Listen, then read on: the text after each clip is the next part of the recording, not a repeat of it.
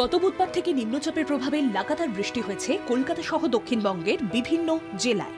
শুক্রবার থেকে বৃষ্টির দাপট কিছুটা কমেছে, তবে আলিপুর আবহাওয়া দফতর জানিয়েছে রবিবার থেকে আবার দক্ষিণবঙ্গে ঝড় বৃষ্টির সম্ভাবনা রয়েছে। ডিভিসি অতিরিক্ত জল ছাড়ায় দক্ষিণবঙ্গে প্লাবন পরিস্থিতি তৈরি হয়েছে। পরিসংখ্যান বলছে 41.800 কিউসেক জল ছাড়া হয়েছে দুর্গাপুর ব্যারেজ থেকে। মুখ্যমন্ত্রী মমতা বন্দ্যোপাধ্যায়ের নির্দেশে মুখ্য সচিব বিষয়টি নজর রাখছেন। বন্যা পরিস্থিতি খতিয়ে দেখার জন্য 4 মন্ত্রীকে দায়িত্ব দিয়েছেন তিনি। সেই মতো মন্ত্রীরা কাজ করছেন।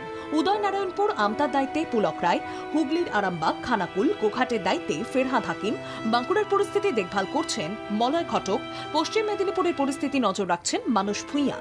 এদিকে চন্দ্রকোনায় জল কমতে শুরু করেছে। চন্দ্রকোনা 1 ও 2 নম্বর ব্লকের বেশ কিছু এলাকা এখনো জলমগ্ন, বিচ্ছিন্ন যোগাযোগ, নেই বিদ্যুৎ। এলাকাতে পানীয় জলের সমস্যাও দেখা দিয়েছে। কৃষিকাজের ব্যাপক ক্ষতির আশঙ্কা করছে কৃষকরা। চন্দ্রকোনা 2 নম্বর ব্লকের বিভিন্ন এলাকা ঘুরে দেখলেন চন্দ্রকোনার বিধায়ক অরূপ ধারা সহ অন্যান্য আধিকারিকরা। পূর্ব বর্ধমানের বন্যা পরিস্থিতি কেমন রয়েছে তা দেখার জন্য আমাদের প্রতিনিধি ঘটনাস্থলে পৌঁছে যায়। ডিভিসি জল ছাড়তেই দামোদর নদে প্রায় 10 থেকে 15টি লরি জলের তলায় চলে যায়। আর একটু জল ছাড়লেই সমস্ত লরি তলিয়ে যাবে বলে অনুমান করা যাচ্ছে। তাতে গাড়ির মালিকদের কপালে চিন্তার ভাঁজ পড়েছে। যে দামোদর নদী জল রয়েছে সেই জল কিন্তু ধীরে ধীরে বেড়েই যাচ্ছে এবং এখনো পর্যন্ত কোনো লরিকে বার করা সম্ভব হয়নি। 2টো লরি শুধুমাত্র বের করা হয়েছে। এখনো প্রায় 10 থেকে 13টি লরি কিন্তু এখনো পর্যন্ত জলের মধ্যে রয়েছে। তবে মালিক যারা রয়েছেন, যারা লরির মালিক যারা রয়েছেন, তারা কিন্তু চিন্তার মধ্যে রয়েছেন কি এই লরি আদৌ এই জল কমে যাবার পরেও যোগ্য থাকবে কি থাকবে না, অযোগ্য হয়ে গেছে, এই নিয়ে একটা চিন্তা তো থেকেই গেছে। একদিকে গালুডি জলাধার থেকে শুক্রবার প্রায় 2,78,180 কিউসেক জল ছাড়া হয়েছে, যার প্রভাব সরাসরি পড়েছে সুবর্ণরেখা নদীতে।